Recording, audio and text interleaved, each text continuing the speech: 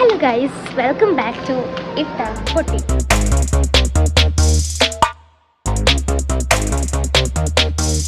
ഇന്നത്തെ ഒരു കോട്ടയം വ്ളോഗാണ്. കഴിഞ്ഞതും ഒരു കോട്ടയം വ്ളോഗായിരുന്നു. എന്തായാലും ഇത് പോയത് മെയിലായിരുന്നു. ഞങ്ങൾ ആദ്യം അലനാൻ ഹാബറി കയറിയിട്ടുണ്ടായിരുന്നു സ്പെക്സ് ഒക്കെ നോക്കാനായിട്ട്.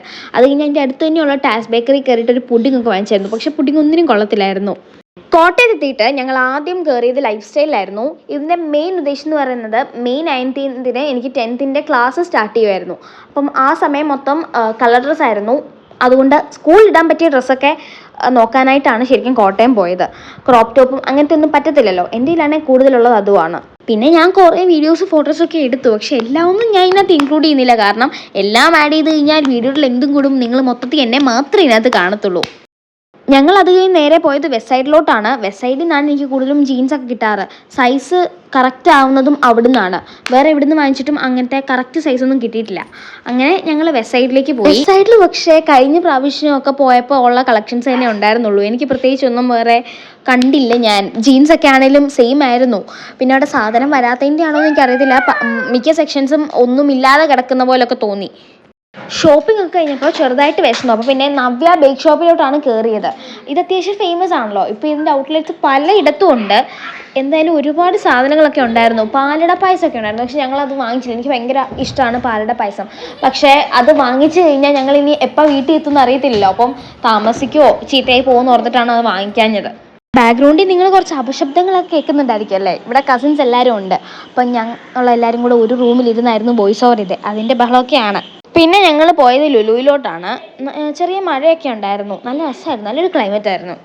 ഞങ്ങൾ ലഞ്ച് സ്കിപ്പ് ചെയ്തിട്ടുണ്ടായിരുന്നു. അതുകൊണ്ട് തന്നെ നല്ല വിശപ്പുണ്ടായിരുന്നു. ലുലുവിൽ കയറിയിട്ട് എന്തെങ്കിലുമൊക്കെ കഴിക്കാമെന്ന് വിചാരിച്ചു. വിശപ്പൊന്ന് മാറ്റാനായിട്ട് ആദ്യം കയറിയത് മൊമോസിലോട്ടാണ്. അവിടെ ഏതൊരു മൊമോസ് ഓർഡർ ചെയ്തു. പക്ഷേ അത് അത്യാവശ്യം സ്പൈസി ആയിരുന്നു. എനിക്ക് അത്ര സ്പൈസി ഫുഡിനോട് വലിയ താല്പര്യമില്ല. എനിക്ക് ഒട്ടും കഴിക്കാൻ പറ്റത്തില്ല.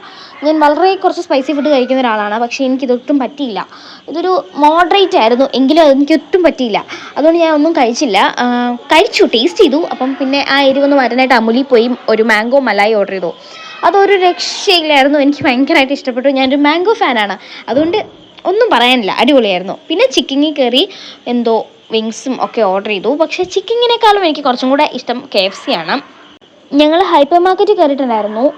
കുറച്ച് ബാക്ക് ടു സ്കൂൾ സാധനങ്ങളൊക്കെ വാങ്ങിക്കാൻ വേണ്ടി കയറിയതാണ്. നെയിം സ്ലിപ്പും പൗച്ചും ബ്രൗൺ പേപ്പറും ഒക്കെ. പക്ഷേ എനിക്ക് അവിടെ നിന്ന് പ്രത്യേകിച്ചൊന്നും കിട്ടിയില്ല. കുഞ്ഞു പിള്ളേരുടെ ഉണ്ടായിരുന്നു നല്ലതൊക്കെ. പക്ഷേ പൗച്ചിൻ്റെ ഒന്നും നല്ല അത്ര കണ്ടില്ല. മൊത്തത്തിൽ ഈ ഒരു കോട്ടയം പോക്ക് ഒരിച്ചിരി ഫ്ലോപ്പാണ്. ആകെ നല്ലത് പറയാനുണ്ടെങ്കിൽ അത് ഫുഡ് മാത്രമാണ്.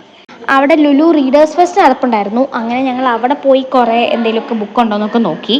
പിന്നെ നമ്മൾ അവിടെ നിന്ന് അങ്ങ് ഇറങ്ങി. അത് കഴിഞ്ഞ് നേരെ ഫുഡ് കഴിക്കാനായിട്ടാണ് പോയത്. ആസ് യൂഷ്വൽ മലബാർ വില്ലേജിലോട്ടാണ് പോയത്.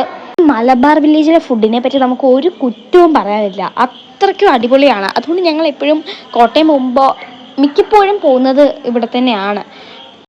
മലബാർ വില്ലേജ് ഓൾമോസ്റ്റ് എല്ലാവരും കയറിയിട്ടുണ്ടാകും. എന്നാലും കയറാത്തവരോട് മസ്റ്റായിട്ടും കയറി നോക്കണം ഒരു പ്രാവശ്യമില്ല. നമുക്ക് ഭയങ്കര അഡിക്റ്റ് ആവും. നല്ല ഫുഡാണ്. എസ്പെഷ്യലി അവിടുത്തെ ബിരിയാണിയൊക്കെ സൂപ്പറാണ്.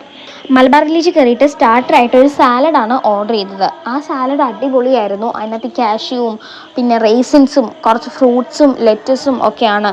എന്തായാലും അത് വളരെ അടിപൊളിയായിരുന്നു. എപ്പോഴൊക്കെ മലബാർ വില്ലേജിൽ പോയിട്ടുണ്ടോ അപ്പോഴൊക്കെ ഈ സാലഡ് ഓർഡർ ചെയ്തിട്ടുണ്ട്. അത്രയും അടിപൊളി സാലഡാണ്. മസ്റ്റ് ട്രൈ ആണ്. ട്രൈ ചെയ്ത് നോക്കണം.